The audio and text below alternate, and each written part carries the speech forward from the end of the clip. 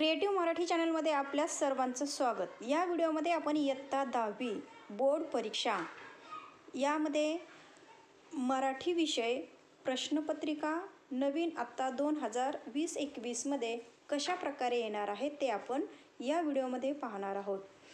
त्या अगोदर तुम्ही जर या चॅनलवर नवीन असाल सबस्क्राईब करा, बेल आयकॉनवरील ऑल हे बटन सिलेक्ट करा, म्हणजेच तुम्हाला इथून पुढे जेवढे काही सराव पेपर किंवा पेपर पॅटर्न अपलोड केले जातील ते तुमच्यापर्यंत नोटिफिकेशनद्वारे पोहोचतील।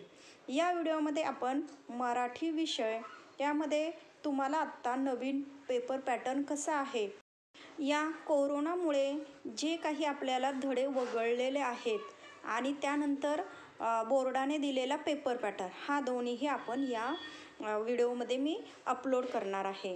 यामध्ये शैक्षणिक वर्ष 2021 वगळलेले भाग पहा। यामध्ये पद्य विभागामध्ये 5वा वसंत हृदय चैत्र, 14 आहे काळेके, 17 सोनाली आणि 18वा धडा आहे निर्णय, हे सगळे वगळलेले आहे।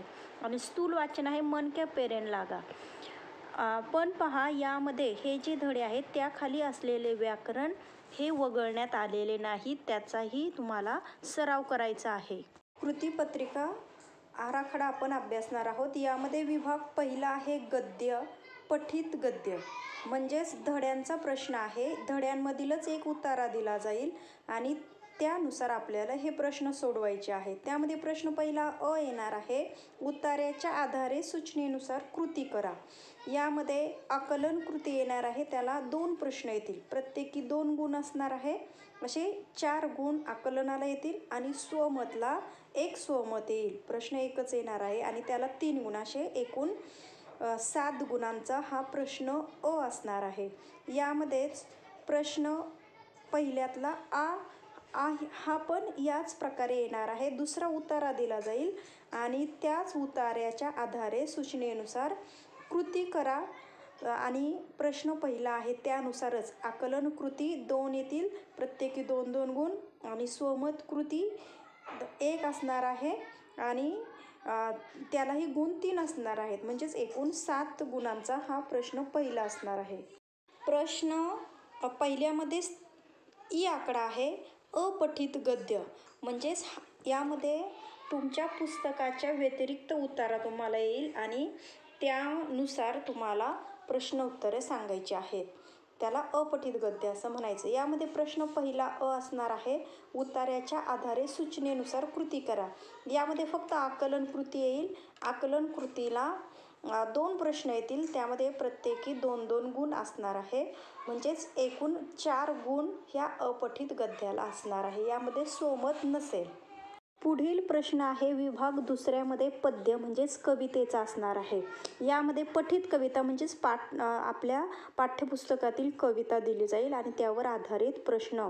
यामध्ये प्रश्न दुसरामध्ये अ असणार आहे की कवितेच्या आधारे दिलेल्या सूचनेनुसार कृती करा, एकूण गुण आहेत 8। त्यामध्ये विभागणी पहा, प्रश्न जो पहिला आणि दुसरा आहे त्यामध्ये आकलन कृती दिली जाईल आणि प्रत्येकी तुम्हाला 2 गुण म्हणजे 4 गुण 1 व 2 ला असेल। तिसरा प्रश्न असणार आहे तो काव्यपंक्तीचा सरळ अर्थ लिहा, याला 2 गुण दिले जातील। यामध्ये कोणतीही 2-4 ओळींचा अर्थ तुम्हाला विचारला जाईल आणि चौथी जी कृती आहे ते म्हणजेच काव्य सौंदर्य आणि याला सुद्धा 2 गुण विचारले जातील। यामध्ये या कृतीमध्ये काव्य सौंदर्यावर आधारित, यामध्ये विचार सौंदर्य, भाव सौंदर्य, अर्थ सौंदर्य हे 3 घटकांपैकी कोणत्याही घटकावर तुम्हाला प्रश्न विचारला जाईल आणि अशा प्रकारे एकूण 8 गुणांचा हा प्रश्न दुसरा अ असेल। यामध्ये प्रश्न दुसऱ्यातला आ आकडा आहे, पुढीलपैकी कोणत्याही एका कवितेवर दिलेल्या मुद्द्यांच्या आधारे कृती सोडवा। यामध्ये पहा की दिलेला जो पठित कविता आहेत पाठ्यपुस्तकातील त्या सोडून पुस्तकातीलच इतर कोणतेही 2 कविता किंवा त्यांची नावे दिली जातील आणि त्यापैकी एका कवितेवर तुम्हाला दिलेल्या खाली कृती आहेत त्यानुसार तुम्हाला प्रश्न सोडवायचे आहेत।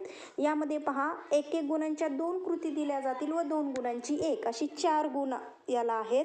किंवा 2 गुणांच्या 2 कृती दिल्या जातील, म्हणजे प्रत्येकी 2-2 गुण, असे एकूण 4 गुण तुम्हाला या प्रश्न दुसऱ्यातला आला मिळणार आहे. यामध्ये प्रश्न दुसऱ्यातला ई जो आहे, पुढील प्रश्न दुसऱ्यामधील ई आकडा आहे. पुढील काव्य पंक्तींचे रसग्रहण करा. याला 4 गुण आहेत, म्हणजे यामध्ये काव्य पंक्ती दिल्या जातील. म्हणजेच प्रश्न क्रमांक अ आणि आ मध्ये आलेल्या ज्या कविता आहेत त्या सोडून दुसरी कविता येईल आणि त्याचे काव्य पंक्तीचे रसग्रहण तुम्हाला करायचे आहे. यामध्ये तुम्ही रसग्रहण लिहिताना खालील मुद्दे आशय सौंदर्य, काव्य सौंदर्य आणि भाषिक वैशिष्ट्ये हे त्यामध्ये द्यायचे आहेत. त्यालाच गुण मिळणार आहे. म्हणजेच एकाच प्रश्नाला तुम्हाला 4 गुण असणार आहे. त्यामुळे या मुद्द्यांचं त्यामध्ये तुम्ही लेखन करायचं आहे. विभाग तिसरा आहे स्थूल वाचन. त्यामध्ये प्रश्न तिसरा तुम्हाला 3 प्रश्न दिले जातील, त्यापैकी 2 सोडवायचे आहेत आणि प्रत्येक प्रश्नाला 3 गुण दिले जातील. असे एकूण 6 गुणांचा हा विभाग 3 म्हणजे स्थूल वाचन असणार आहे. पुढील विभाग चौथा आहे भाषाभ्यास. यामध्ये आपल्याला व्याकरणावर आधारित सर्व प्रश्न दिले जातील. यामध्ये प्रश्न चौथा अ आकडा आहे व्याकरण घटकांवर आधारित. यामध्ये प्रश्न पहिला येईल समास आणि त्याला गुण असतील 2. यामध्ये सामासिक शब्द व समासाची नाव यांच्या जोड्या.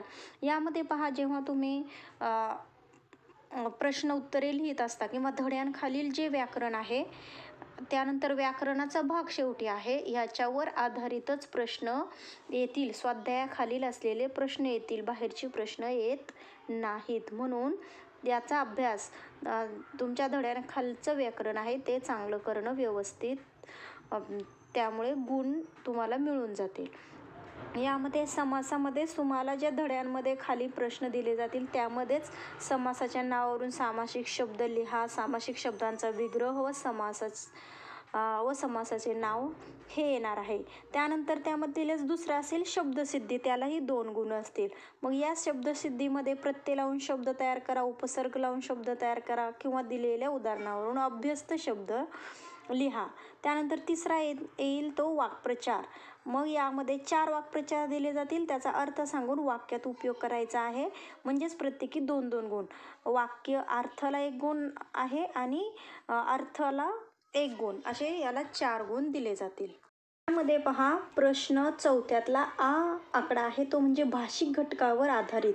यामध्ये तुम्हाला शब्द संपत्ती या 4 गुण तुम्हाला मिळणार आहे. यामध्ये समानार्थी शब्द, विरुद्धार्थी शब्द, एकवचन अनेक वचन ओळखा, शब्दसमूहाबद्दल 1 शब्द आणि शब्दांतील अक्षरापासून अर्थपूर्ण शब्द तयार करा. या 5 पैकी तुम्हाला 4 कृती विचारल्या जातील आणि प्रत्येकी 1 गुण असेल. आणि त्यामध्ये दुसरा लेखन नियमानुसार लेखन, यामध्ये 2 गुण असतील. यामध्ये अचूक शब्द ओळखा आणि लेखन नियमानुसार वाक्य लिहा. तसेच तिसरा आहे विरामचिन्ह.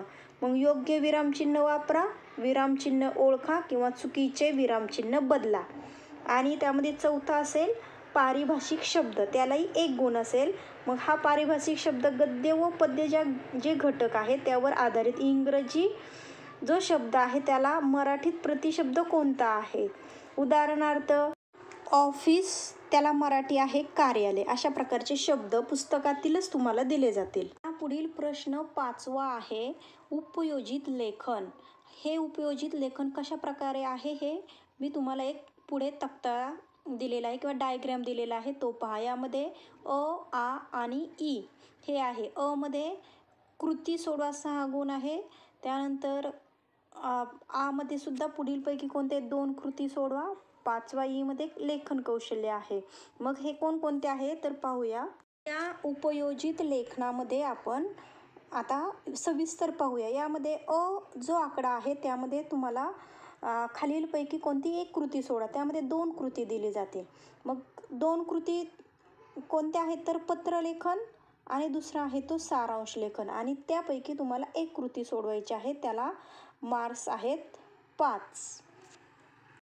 आ जो आकडा आहे तो म्हणजेच पुढीलपैकी कोणत्याही 2 कृती सोडा. तुम्हाला 3 कृती दिल्या जातील. त्यामध्ये पहिली असेल जाहिरात लेखन, त्याला 6 गुण असतील. दुसरी बातमी लेखन, त्याला 6 गुण आणि कथालेखन त्याला 6 गुण. या तीनहीपैकी जाहिरात, बातमी आणि कथालेखन या तिन्हीपैकी तुम्हाला फक्त 2 सोडवायचे आहेत आणि त्यालासुद्धा गुण आहेत 12 गुण आहेत, म्हणजे 6-6 प्रत्येकी आहेत. यामध्ये पहा, जाहिरात लेखन जे आहे ते त्यामध्ये असलेला मथळा, उपमथळा, त्यानंतर बाकी हे सर्व जे दिलेलं आहे, संपर्क असेल, ईमेल आय डी असेल, ते सगळं व्यवस्थित लिहायचं आहे. त्यानंतर बातमी लेखनसुद्धा व्यवस्थित लिहून घ्यायचं आहे आणि जवळजवळ 50 ते 60 शब्द त्या बातमी लेखनामध्ये आले पाहिजेत. नंतर कथालेखन जो आहे तो कथालेखनसुद्धा तुम्ही एकदम सोपं आहे. मग त्यामध्ये आपल्याला पॉईंट दिले जातात आणि ते पॉईंटनुसार कथा तिचा शेवट करायचा असतो, व्यवस्थित लिहायची असते. मग शेवट करणं, सुरुवात करणं, मधला जो भाग आहे तो व्यवस्थित आपल्याला त्यानुसार कथा लिहायची आहे आणि कथा लिहून झाल्यावर त्याला शीर्षकसुद्धा व्यवस्थित त्या कथेला अनुसरून शीर्षक द्यायचे आहे. जवळजवळ तो 80 ते 100 शब्द या कथेला आले पाहिजेत. पुढील जो 5व्यातला ई घटक आहे तो म्हणजेच त्यामध्ये सुद्धा 3 प्रसंगलेखन, आत्मलेखन आणि वैचारिक लेखन आहे. यामध्ये 3 आहेत आणि त्यामध्ये सुद्धा तुम्हाला 2 घटक सोडवायचे आहेत, लेखन प्रसंग, आत्मलेखन आणि वैचारिकमध्ये. मग यामध्ये प्रसंगामध्ये चित्रकृती, चित्र देऊन वर्णन करायचं आहे, परिचित प्रसन्न वर्णन, आणि यामध्ये 80 ते 100 शब्द 8 मार्काला आले पाहिजेत. त्यानंतर आत्मकथन, यामध्ये सुद्धा चित्रकृती, एखादा प्रसंग किंवा घटक तुमच्याशी बोलत आहेत अशी कल्पना करून यामध्ये लेखन करायचं आहे. त्यानंतर तिसरा जो आहे वैचारिक लेखन, ते सुद्धा चित्रकृती, स्वतःचे विचार, म्हणजे स्वतः जे विचार आहेत ते आपल्या शब्दामध्ये मांडायचं आहे आणि ते सुद्धा 80 ते 100 शब्द या ठिकाणी अपेक्षित आहे.